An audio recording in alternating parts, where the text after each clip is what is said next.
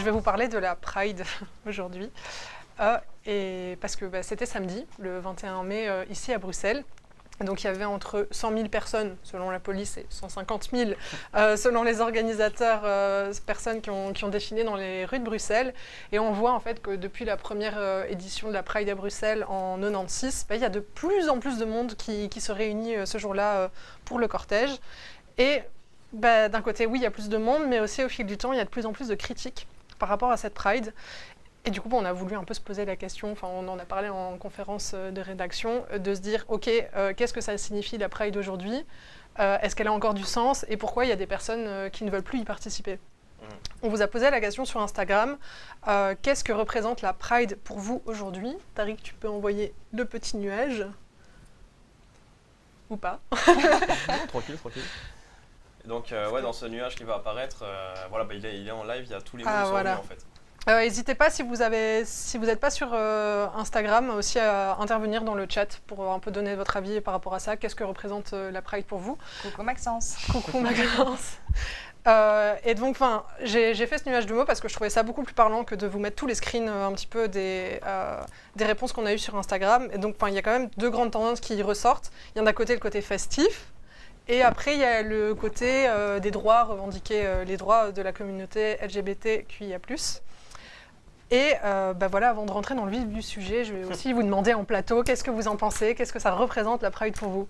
C'est ici que les Romains s'empoignèrent. Je commence, tu commences ? Je vais commencer parce que je pense que tu as plus de choses à dire. Ah ouais, vas-y. Moi, c'est particulier parce que les Prides, j'en ai jamais fait. Donc, j'ai juste vu ça de loin, des proches qui ont participé sur les réseaux sociaux, etc. Pour moi, de loin, c'est pour moi une fête déjà. Des personnes qui n'auraient pas forcément la place et le temps de s'exprimer avant, là, on leur offre vraiment tout le centre-ville, tout l'espace, tout le temps pour juste s'exprimer, revendiquer leurs droits et entourer aussi de personnes de leur communauté, donc normalement dans un endroit safe pour le faire, sans peur d'être critiqué, d'être pointé du doigt, etc. Donc pour moi, c'est une safe place pour les personnes de la communauté LGBTQIA+, pour revendiquer leurs droits et pour leurs alliés aussi. Et voilà. Okay, je vais aussi parler d'un point de vue un peu extérieur, étant donné que je suis allé une fois, mais pas non plus, je suis pas méga impliqué là-dedans. Mais j'ai beaucoup de personnes dans mon entourage qui se reconnaissent plus vraiment dans cette Pride et qui disent c'est devenu un peu dépolitisé. Mais ça, je pense que c'est un peu l'apanage de tous les événements qui grandissent en taille et en popularité.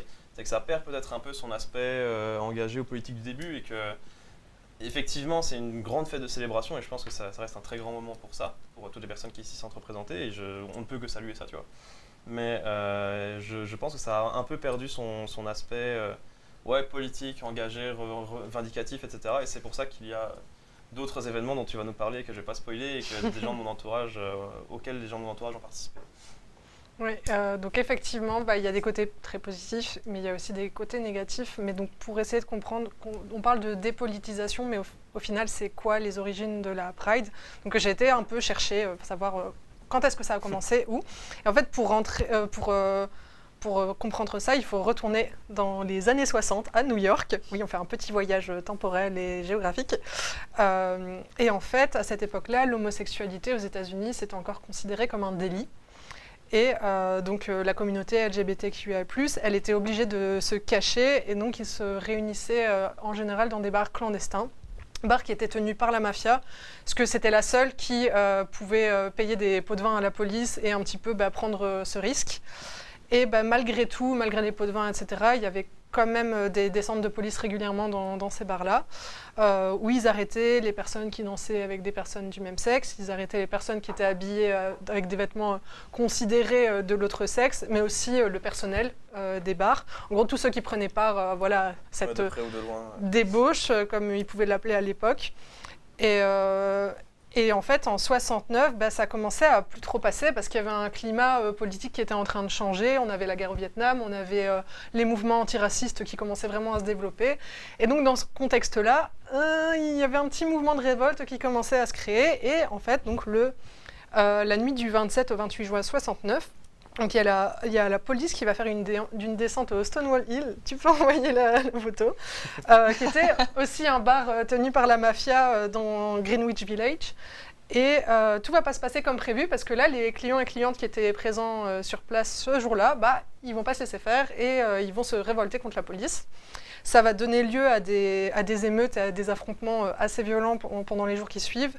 Et en fait, vraiment, ça va être un peu un coup de tonnerre. Et c'est à ce moment-là que la communauté va commencer à s'organiser en groupes militants et à réellement vouloir revendiquer des droits. Ça a vraiment une origine protestataire, en fait. Là. Ouais, voilà, exactement. Et c'est cette année-là que le Front de libération gay va être créé. Et puis après, donc l'année suivante, en 1970, tu peux envoyer, donc pile un an après, le 28 juin 1970, il y a 2000 personnes qui vont défiler dans les rues de New York en mémoire aux émeutes de Stonewall. Et c'est vraiment la toute première, considérée comme la toute première Pride de l'histoire. Et donc, comme tu l'as dit, Jonas, vraiment les origines de la Pride, elles sont profondément politiques. C'était dans un moment où c'était... En gros, leur identité, elle était illégale. Donc vraiment, ils revendiquaient des droits et tout ça, c'est parti de là. Et voilà, on a ce contexte. Maintenant, on peut revenir en Belgique en 2023. Voilà. Oui, parce que ça s'est peut-être un peu éloigné de ce contexte-là. Oui, effectivement. Alors cette année, le thème de la Pride, donc chaque année il y a un thème. Cette année, c'était Protect the Protest, en référence à la campagne d'Amnesty International pour la protection du droit de manifester dans le monde. Donc pas uniquement pour les droits de la communauté LGBTQIA+, vraiment pour le droit de manifester généralement. Ça fait quoi avec ce qui se passe en France aussi Oui, effectivement, en France, en Iran, etc., il y a énormément de choses et on peut se dire, ok, tout va bien, il y a quand même une dimension politique dans ce thème, donc on n'a pas perdu cette dimension. Mais quand on regarde de plus près, la situation, elle est beaucoup plus nuancée et finalement, ça fait plusieurs années qu'il y a des militants et des militantes qui critiquent la Pride et on peut relever 4 grands points, on va dire. D'abord, paradoxalement, on voit que certaines personnes pointent la dépolitisation de l'événement dans le sens où le côté festif a pris le dessus sur les revendications politiques. Et maintenant, c'est même, quand on voit la communication, c'est un argument touristique quasiment, de dire « ouais, il y a la Pride, ça va être trop bien, faites dans les rues ». Ce qui est critiqué, c'est qu'un peu n'importe qui va pour boire des bières, c'est sans ça. avoir le côté oui, même des personnes qui ne sont pas du tout reliées à la communauté, qui viennent là pour s'amuser sans réellement comprendre les enjeux qu'il y a derrière. Donc ça, c'est un premier point. Après, il y a aussi l'organisation même, parce que c'est la ville de Bruxelles du coup, qui organise la Pride. Et donc en fait, il y a certains organismes militants qui ont un peu l'impression qu'ils sont dépossédés, qu'elles sont dépossédées de l'événement et qu'elles n'ont pas vraiment de pouvoir décisionnaire par rapport à la Pride. Et puis après, il y a un troisième problème qui là vraiment cristallise toutes les tensions, c'est la présence des partis politiques au sein du cortège. Et là vraiment, ça fait débat parce qu'il y a à la fois des militants, militantes qui disent ouais, non, nous, on ne veut pas de parti politique dans le cortège. Et puis après, il y en a d'autres qui sont un peu plus nuancés et ils font du cas par cas. En fait, ça dépend. Est-ce que le parti, le reste de l'année, fait vraiment des choses pour les droits de la communauté ou pas ? Et donc, on appelle ça aussi les partis qui ne font pas du tout d'efforts pour les droits le restant de l'année. On appelle ça donc du pinkwashing. Donc, en fait, ce jour-là, ils viennent parader pour se donner une image progressiste, pro-LGBTQIA+. Et finalement, ça ne se traduit pas dans leurs actions et dans les décisions politiques qu'ils peuvent prendre derrière. Comme le greenwashing. Oui, c'est ça. C'est la même chose. Greenwashing, social washing. Enfin, c'est toujours cette même idée de vouloir se donner une image, mais les paroles et les actes ne sont pas cohérents, quoi. Et dans les partis politiques, en vrai, on pourrait tous un petit peu les épingler à des échelles différentes, mais il y en a 2 qui sont particulièrement critiqués. Et le premier, c'est la N-VA, donc un parti d'extrême droite flamande. Là, ça fait des années que vraiment, ça fait plutôt l'unanimité parmi les groupes militants, dire que la N-VA n'a pas sa place dans le cortège de la Pride parce qu'ils ont une position jugée homonationaliste, c'est-à-dire qu'ils utilisent les droits des personnes LGBTQIA+, à des fins racistes. Donc en fait, si vous n'êtes pas un homme blanc, cisgenre, homosexuel, vos droits, on s'en fiche un peu, les personnes réfugiées. Il y a beaucoup de personnes queer, de personnes trans qui viennent en Belgique. Expliciter ce que c'est queer un petit peu, ou en tout cas donner une explication plus ou moins. Plus ou moins. Alors là, j'ai peur de dire des conneries. Hein, mais moi, c'est compliqué. En gros, c'est un peu toutes les personnes qui ne se reconnaissent pas dans l'identité dominante, on va dire, donc qui est hétérosexuelle, cisgenre. Enfin, c'est être en dehors de la norme. Être queer aussi, ce serait tout un débat parce qu'il y en a qui disent que queer c'est aussi une idéologie politique et pas seulement une identité de comment on se sent par rapport à son orientation sexuelle, son identité de genre, etc. C'est un autre débat. Mais donc voilà, c'est la NVA, on comprend assez facilement pourquoi elle n'est pas la bienvenue. Ils ont eu plusieurs fois des positions très homophobes et très... Oui, c'est ça, mais c'est vraiment l'argument, non, mais on a des députés homosexuels dans notre parti, c'est vraiment l'argument, ah non, je suis pas raciste, j'ai un ami noir. Ouais. Voilà, c'est vraiment ça. Bon. Et alors, il y a une autre présence, voilà, je ne sais pas quoi dire d'autre. Autre présence problématique, c'est le MR, parce que cette année, donc, il y avait le président du Parti libéral, Georges-Louis Boucher, qui paradait fièrement dans le cortège et qui rappelait sur Twitter à quel point les droits de la communauté LGBT étaient importants, etc. Ce qui est drôle, c'est que ce jour-là, justement, il a dit la Pride, ce n'est pas que mettre une photo ce jour-là. Oui, et il a mis une photo. Il a prêché l'engagement. Oui, il a mis une photo. Enfin, c'était assez drôle. Et aussi, une chose importante, c'est que cette année, on fête les 20 ans du mariage pour les personnes du même sexe en Belgique. C'était le 30 janvier 2003 que la décision a été prise. La Belgique était un des premiers à légiférer à ce niveau-là. Oui, une des premières, oui. Et en fait, par rapport à ça, il y a PS, Écolo, l'Open VLD, CDNV et même la NVA qui avaient voté pour, en grande majorité. Par contre, côté MR, il y avait quand même 9 députés qui ont voté contre seulement 6 qui ont voté pour. Donc, ils ont C'était en 2003 ? Oui. Ça fait un peu longtemps quand même. Oui. C'est vrai qu'il y a pu avoir des modifications et je pense que c'est un vote, c'est un truc qui reste à l'esprit parce que c'est un vote qui a fait date, quoi. Oui, c'est symbolique comme vote, mais on peut pas non plus tout mettre sur ce dos-là, non, tu vois. Mais pas que ça, mais pareil, l'adoption des couples du même sexe, pareil, en 2006, ils étaient plutôt réticents.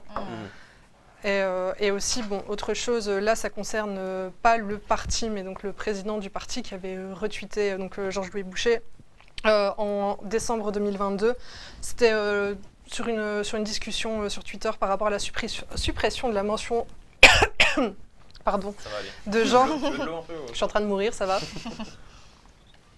Je fais une allergie on respire sur la mention de genre sur la carte d'identité.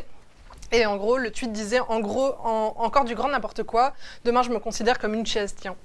C'est transphobe. Voilà. C'est sûr que c'est pas très respectueux envers les gens qui luttent vraiment pour ça, quoi. Donc c'est vrai qu'avoir le MR ou même la SVA dans le cortège, ça fait grincer quelques dents, quoi. Voilà, là j'ai pris 2 parties, mais il y a d'autres parties qu'on pourrait épingler, on n'a juste pas le temps de tout énumérer. Mais voilà, globalement, finalement, même des propositions de loi ou des projets de loi qui sont portés par ces parties-là, pour la communauté LGBTQIA+, il n'y en a pas non plus des tas. Et ce qui a amené la dernière critique, en fait, c'est certains collectifs qui ont décidé de se désolidariser parce qu'en... Pardon. Je suis vraiment en train de mourir. Si on va couper le live ici parce qu'il y a une ambulance qui va arriver dans les instants qui suivent. Donc en fait, en 2019, il y a eu le cortège vénère qui regroupait plusieurs collectifs militants qui est venu manifester par rapport à la récupération politique et commerciale de la Pride. Et en fait, ils ont été exclus par la police, gazés de manière assez violente. Et là, les partis politiques, aucun n'a bougé, hein. Écolo, PS, aucun, que ce soit à gauche, à droite, aucun n'a réagi à cette exclusion. Mais ce cortège vénère, il était organisé par qui, dans quel contexte en fait? C'était des groupes militants, donc, mais qui étaient officiels, qui n'ont pas fait d'action violente. Ils ont juste été écartés parce que les messages qu'ils portaient de critique des politiques, etc., dans le cortège ne correspondaient pas à l'esprit de... C'est ça, et vraiment, ça a été un peu vécu comme ça par ces groupes qui ont fait une carte blanche dans le vif après, où ils parlent vraiment d'une inclusivité et d'une diversité de façade. Et en gros, le message qu'eux, ils ont eu l'impression qu'on leur renvoyait, c'était soyez vous-même, mais dans le cadre fixé par les organisateurs. C'était vraiment ça ce qui ressort de cette année en 2019. Et donc, ils ont créé leur événement en parallèle de la Pride officielle de la ville de Bruxelles. Ça s'appelle la Pride Vénère.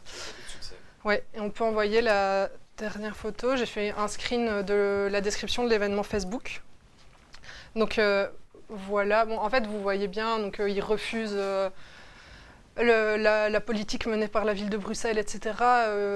Et puis aussi, surtout, moi ça m'a fait tiquer, et c'est pour ça aussi que j'avais été un peu chercher, c'est qu'ils font écho justement à Stonewall en disant que la Pride a commencé en émeute et que voilà, il faut continuer la révolution. Et aussi, bon, ils ont choisi un rassemblement, mixité choisi queer, donc voilà, ça, en gros, pas de personnes cis hétéros, quoi. En gros. Et bah voilà, donc pour toutes ces raisons, on peut comprendre quoi, que ça commence à... Et ça nous semblait important de faire un sujet quand même sur la Pride, cette émission aussi. Enfin, on a tous commencé la réunion en disant, bon, ce sujet-là, il va être là, et ça nous semblait aussi important d'utiliser cet angle-là pour en parler.